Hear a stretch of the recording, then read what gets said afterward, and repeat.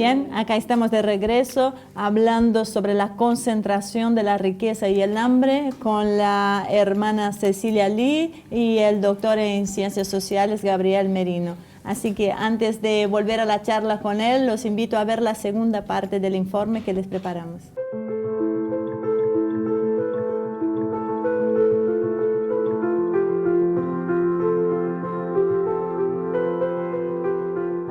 La aparición de gobiernos con sensibilidad popular en Latinoamérica consiguió que el hambre en la región cayera del 14,7% en el periodo 1990 a 92 al 5,5% en 2014-2016, lo que significa que 34.300.000 personas obtuvieron una alimentación adecuada a sus necesidades, según datos que proporciona la FAO.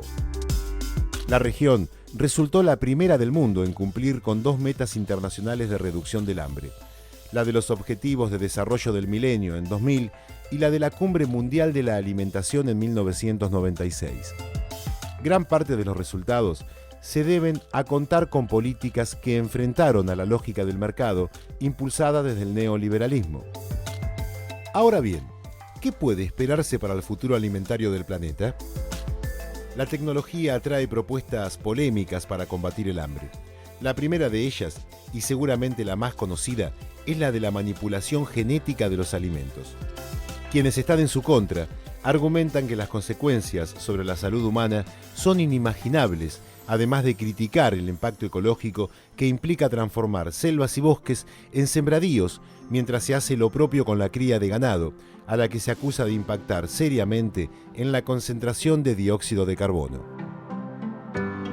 Existen numerosas alternativas para poder paliar el tema del hambre en el mundo.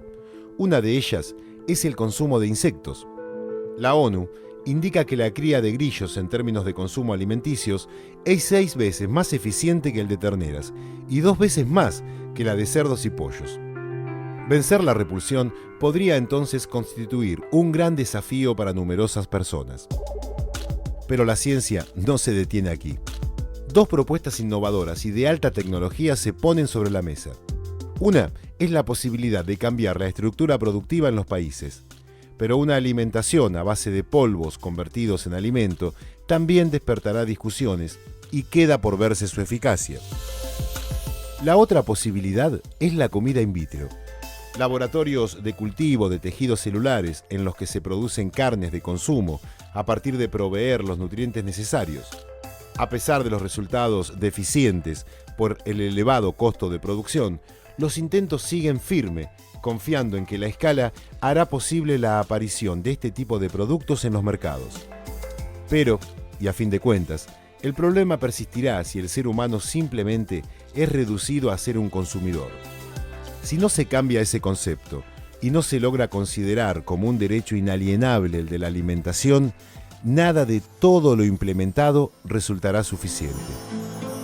Con el avance del neoliberalismo en Estados Unidos y en la Unión Europea, es de esperar un predominio del mercado como regulador, y la especulación impulsará los precios al alza dentro de una demanda creciente, condenando a la muerte y a la desnutrición crónica a miles de millones de individuos. El futuro se presenta incierto. El hambre aumentará y con ellos las guerras internas y entre naciones. Una élite privilegiada se beneficiará con esta política, que hace recordar la frase de Apocalipsis del jinete negro, que preanuncia hambrunas de las que solo se exceptuarán los pocos ricos. El nacimiento de un mundo multipolar, con naciones que ya han experimentado el hambre en sus propias poblaciones en tiempos cercanos, podría convertirse en la esperanza más consistente de poder cambiar esta situación. Tal vez sea la única solución posible, un cambio de sistema global que frene el actual predominio de las megaempresas que manejan a su conveniencia los alimentos a escala mundial, por un sistema más humano, en donde nadie pase hambre.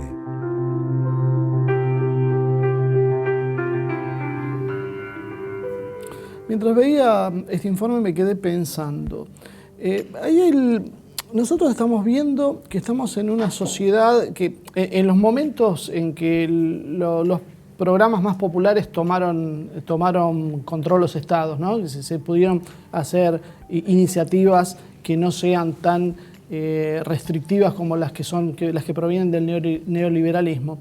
Yo creo que se puso demasiado el acento en una serie de derechos que son de segunda generación, que son problemas que por ahí pueden ser importantes, discutibles inclusive en países del primer mundo, que ya tienen resuelto una serie de problemas, y parecería como que nos olvidamos de los problemas básicos nuestros, que es lo que vos decías, cambiar la estructura productiva de manera de poder generar algo que contenga a toda la población. No sé, ¿cómo ven esto? ¿Quién quiere empezar a contestar?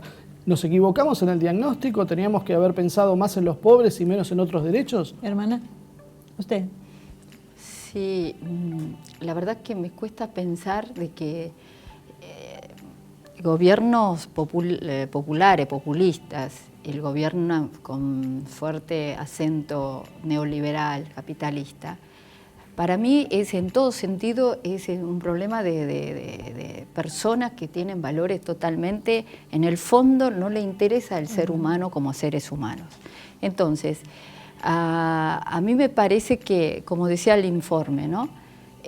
Si pudiéramos lograr a que las organizaciones populares desde las comunidades están generando nuevas propuestas que sectores populares es imposible de poder acceder a los derechos si no es a través de presiones, a través de tensiones.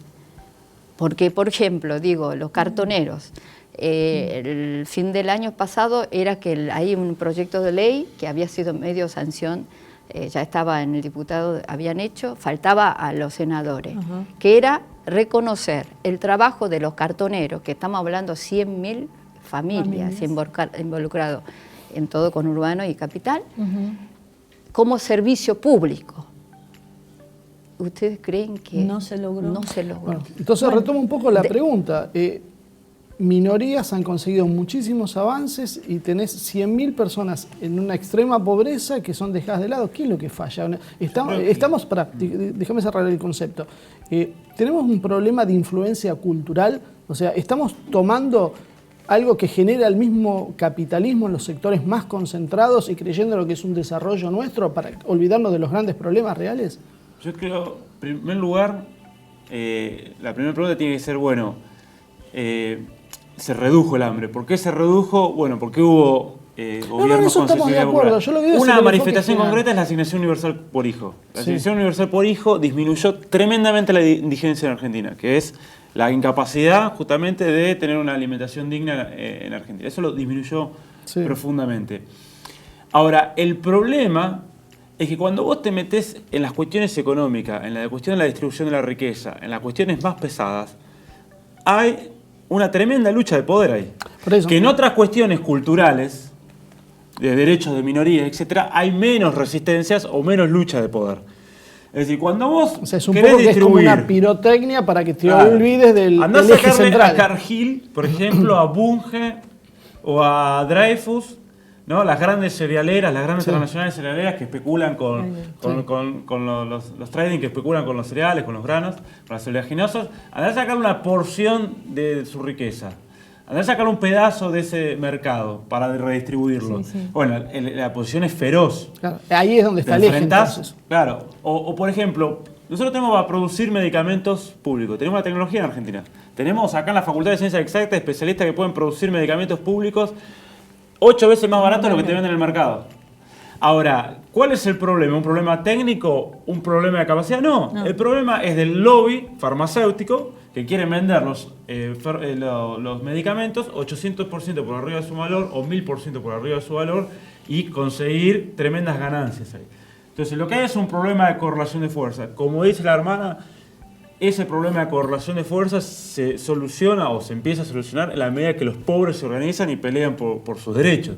Sí, nosotros no solo hacemos esta parte técnica, sino, por ejemplo, también hacemos trabajo en el barrio del Carmen o en el barrio en Abasto o en Melchor Romero, que tiene que ver con que, bueno, además de talleres que tienen que ver con la inclusión o que transferir conocimiento de la universidad, entre comillas, transferir, porque a veces es más lo que transfiere también y el aprendizaje que te da el barrio, que lo que uno, por eso digo muy entre comillas, esa distancia de articulación es cómo se va organizando un entramado popular, un entramado social, un entramado que después se exprese en la política, pero que se exprese en leyes, se exprese en medidas, se exprese en medidas distributivas. Creo que nosotros estos años, en parte, avanzamos en realidad por eso, porque nosotros, la resistencia al neoliberalismo generó mucha organización popular. Y esa organización popular se cristalizó después en medidas públicas por la presión de estos sectores populares. La asignación universal por hijo era algo que los sectores populares venían demandando desde fines de los 90 en Argentina. Y había, la plata está, y se sabía que estaba. Lo que pasa es que hay que arrancársela a los que la tienen concentrada. Lo decía el informe, con 30.000 millones de dólares se soluciona el hambre del mundo. Y Estados Unidos gasta 600.000 millones de dólares en armas. En solucionar. Y ni hablemos de los centenares de miles de millones de dólares que fueron para rescatar a los bancos. Aparte, como decía la Millones, hermana... creo que son. 480.000 Alemania nomás. Aparte, como decía la hermana, porque ella, si bien hablaba de la ventaja, o sea, de lo bueno que puede ser un plan social, hablaba de hacer del trabajo de los cartoneros un trabajo legítimo, o sea, un trabajo que mucha gente reclama de los planes sociales, que dicen que son vagos los que lo tienen. Bueno, estoy planteando que 100.000 familias puedan tener acceso a un trabajo digno y sin embargo no se logra aprobar una ley de esta manera. Yo digo que a mí me parece que tiene que haber un poco lo que dijo Gabriel, o sea, los sectores de profesionales, universidades, o de todo, o sectores, clases que manejan poderes económicos, políticos, hay que creer que los sectores populares, o sea, la gente del barrio, de la barriada, tiene muchos saberes que traen desde las culturas de sus pueblos genuinos, del norte, de Paraguay, de Perú, o sea, es la fuerza, la cultura como fuerza de política, de poder, empoderar sus derechos. Y yo quiero decir, nosotros desde la Asociación de Cartoneros, desde hace 15 años, estoy desde el año 2000, la economía, la crisis peor, donde irrumpe toda la familia que salen a la calle, generamos espacios de trabajo que no son trabajos que lo buscaron, sino venían realizando, crearon nuevas estructuras donde la gente puede ahora poder decir, podemos vivir, son muchísima cantidad de compañeros y compañeras que viven sin ningún aporte del Estado que ponen el dinero y eso. Y después de muchos años, 5 o 6 años, una vez que cuando llegamos a visibilizar que es una organización que en el corazón de las cavas de la Villa Itatí surgen, empiezan a acercarse del Estado para también, pero el tema es que yo creo que es una cuestión de política pública, que creer que los derechos, de que cuando luchan a la gente, sean a través de los piquetes, a través de porque nosotros cuando se nos apaga la luz, ¿qué hacemos?